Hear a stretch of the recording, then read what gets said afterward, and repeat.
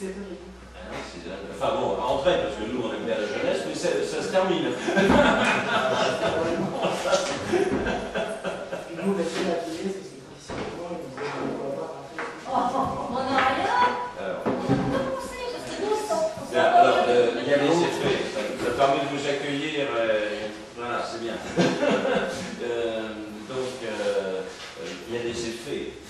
Tout ça, ça bouge. Je crois qu'il faut aussi qu'on ait. Parce que sinon, ça pourrait donner l'impression que tout ça c'est figé, qu'il y a des fatalités qu'on ne peut pas venir, même si ce sont des institutions très lourdes. On a bien vu cette loi sur Internet, au Parlement européen risque d'empêcher l'application du vote, l'application de la loi si elle est votée contre eux. Mais par exemple, il y a des effets positifs, par exemple la peine de mort. Par exemple, si la peine de mort était rétablie dans un pays, ça serait invalidé par... Il y a des choses comme ça. Mais par contre, y compris dans ces contradictions-là, il y a des choses qui... L'avortement. Sur l'avortement, par exemple, là, comme par hasard, l'empêchement... donc, tout ceci, je crois, tu le disais tout à l'heure, Jacques, c'est profondément politique.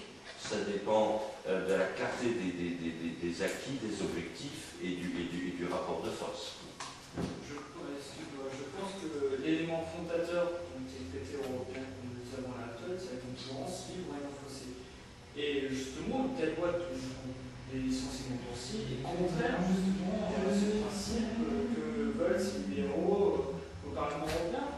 Donc moi je me pose la question de résistance nationale, d'accord, sur les licenciements boursiers, est-ce que ça va être activité par le Parlement européen, puisque le Parlement européen est construit sur la compréhension des licenciés, et que les licenciements boursiers vont à l'encontre justement de ceci, et fort justement d'ailleurs.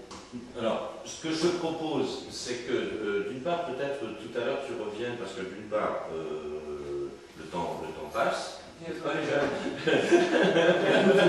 Alors, par contre, tu avais envie ultérieurement, à un moment donné, d'intervenir sur le logement.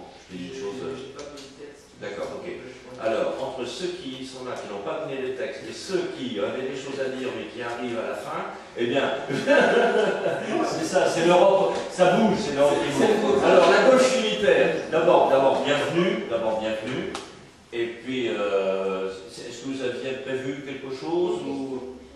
Alors, en sachant très bien, je précise que la discussion a été filmée et il y aura la possibilité de voir sur les blogs locaux l'ensemble de la discussion qui a vraiment, je le crois, abordé beaucoup de choses, qui a un regard neuf. Voilà. Alors, on vous écoute, la gauche unitaire. Pas spécialement pour intervenir ou avancer une position, surtout le dossier que des débats, etc. Après, je pense que c'est difficile d'intervenir sans avoir eu la teneur des débats auparavant. Bien sûr, c'est un problème d'organisation. Mais je sais que vous avez distribué déjà beaucoup de tracts, enfin, signez-vous, vos camarades de la résidence universitaire. Il y a eu un bon travail de ça. Comment ça s'appelle Voilà, c'est ça. Ok. Là, il y a eu aussi hier avec François Decalé qui était là aussi. D'accord. D'ailleurs, on va chercher. On a fini par aller éditer la liste sur l'Évida, sur Condorcet aussi. Ah, c'est vous, non, ça, excellent. J'ai su qu'il y avait des tracts de fond de gauche qui avaient été diffusés par là, donc c'est vous. C'est nous hier. Enfin, oui, très bien. Pour Jacques, parce que là, tu as vu le niveau un peu, là, ça a quand même discuté pas mal, donc un groupe de réflexion, et nous avons un comité d'action qui se réunit tous les lundis, sauf aujourd'hui parce que c'était consacré à un truc, et donc il y a une répartition, bon là, je ne sais pas, mais peut-être 2000 tracts qui ont été distribués, hier il y a eu des initiatives, enfin bon, donc il y a tout un travail de mise en forme, le Front de gauche existe de manière organique et militante, et y compris donc avec les différents composants, comme tu peux le constater. Alors, il est 8h30. Jacques prend le train à 9h. Je pense qu'on va le libérer.